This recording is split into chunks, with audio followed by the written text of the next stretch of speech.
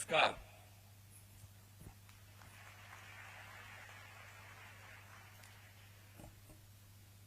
કેટલા જણ 1990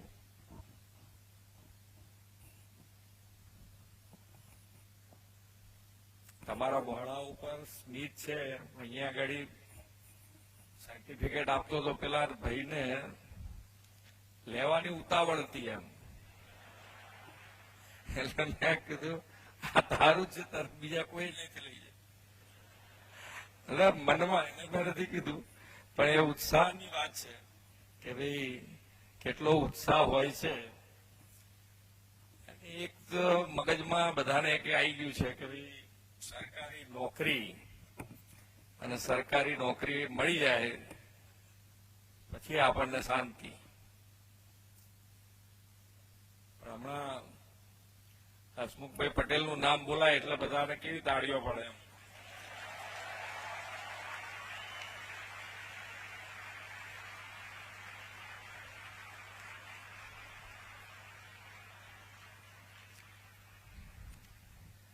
પણ એ તાળીઓ તમે બધા પાડો છો, એ કેમ પાડો છો કે ભાઈ એમની પદ્ધતિ, એમનું જે કામ છે એ કામ એ એકદમ નિયમ અનુસાર અને ટાઈમસર પૂરું કરી દે. બરોબર ને? અને કોઈ ગડબડી બડબડી ચાલે નહીં. એમનું નામ પડે એટલે ગડબડી એની મેતે દૂર થઈ જાય.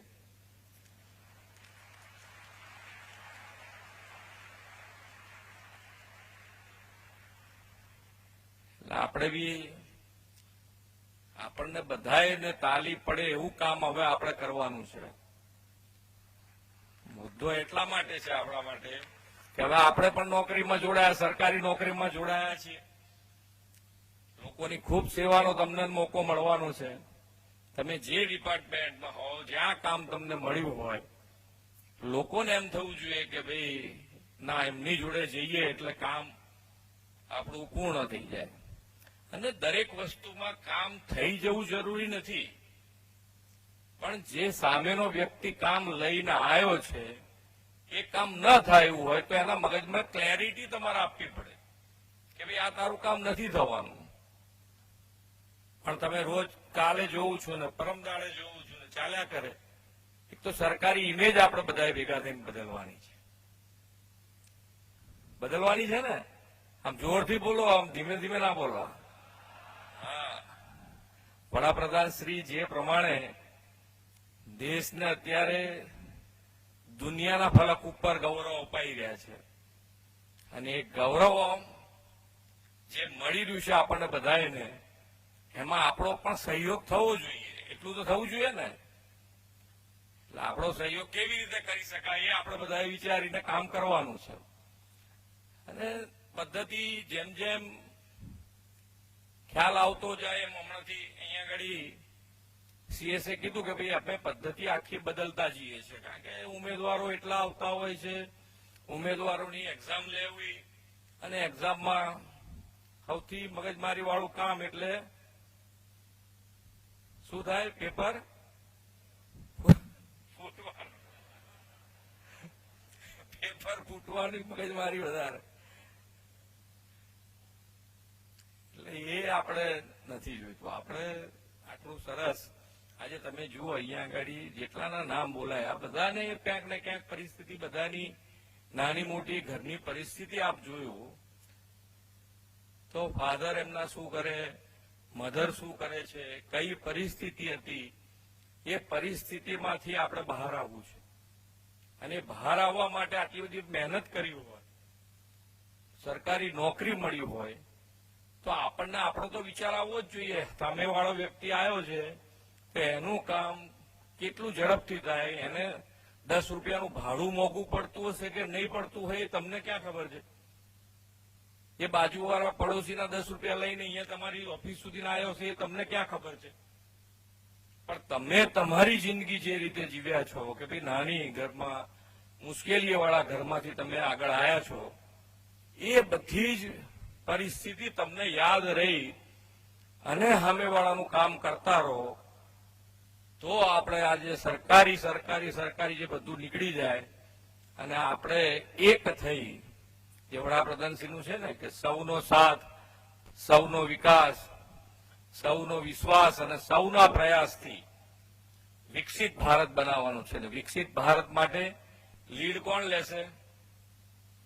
વિકસિત ગુજરાત. અને વિકસિત ગુજરાત માટે તમે બધા તૈયાર ને? કારણ કે 25 વર્ષ હવે તમારા હાથમાં છે. આજે શરૂઆત થઈ છે એટલે 25 વર્ષ તો નોકરી કરશે જ ને. 25 વર્ષ અમૃતકાળ તમારા હાથમાં આપ્યો છે. હમણાં સાહેબના સંદેશમાં કે ભાઈ તમે શીખ્યા જ કરો, નવું નવું શું કરી શકાય, મુશ્કેલી કેવી રીતે ટાળી શકાય, નવું શું આ કરવાથી મુશ્કેલી ના આવે, એ બધું તમે કરી શકો એમ છો. પણ આપણે શું કરીએ, પછી વિભા ઢાળમાં આવી જઈએ.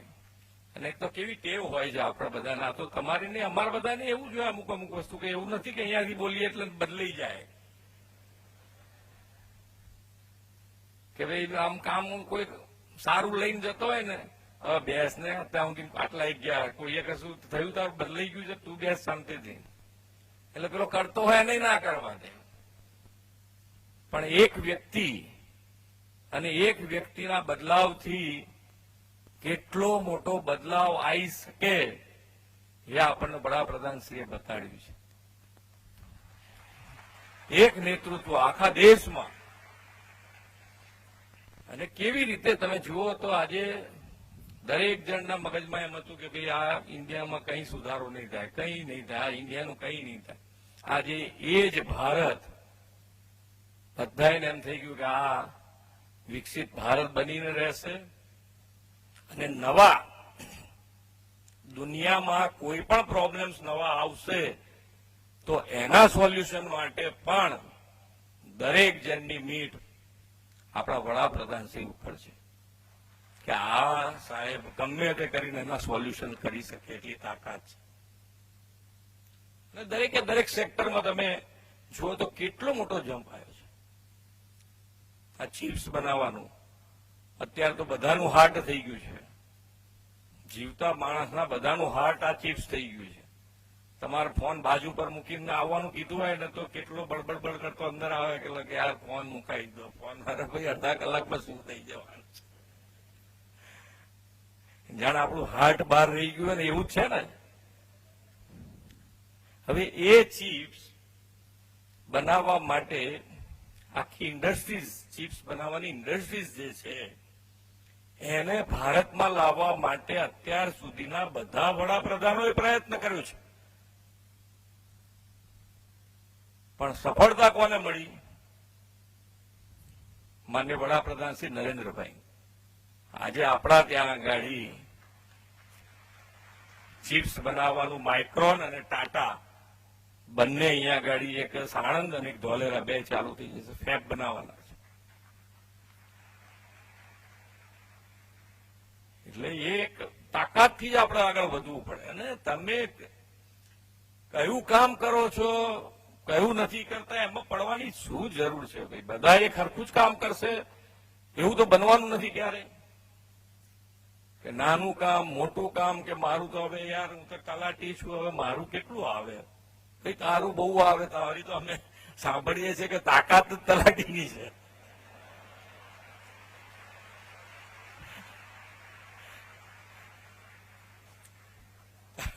તલાટી તો હોશિયારમાં હોશિયાર તલાટી છે.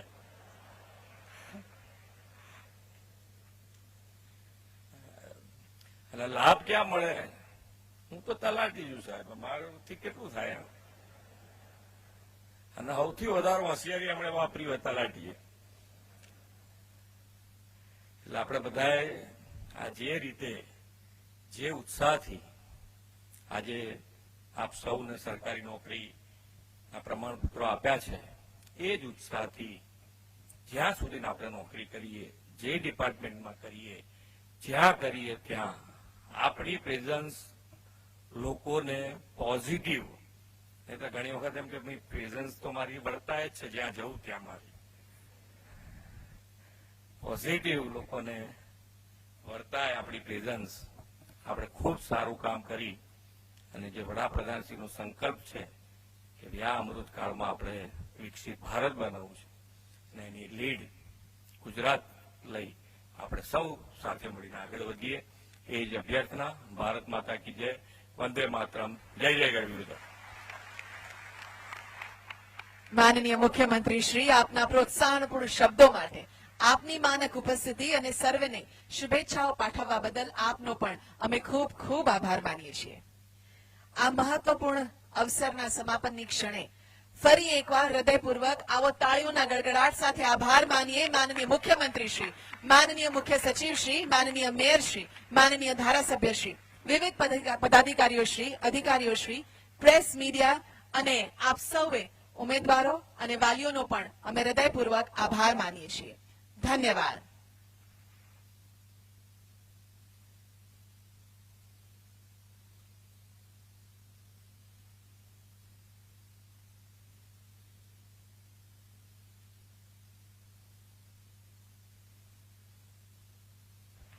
આપ સૌને નમ્ર નિવેદન કે આપ પોતાનું સ્થાન ન છોડશો.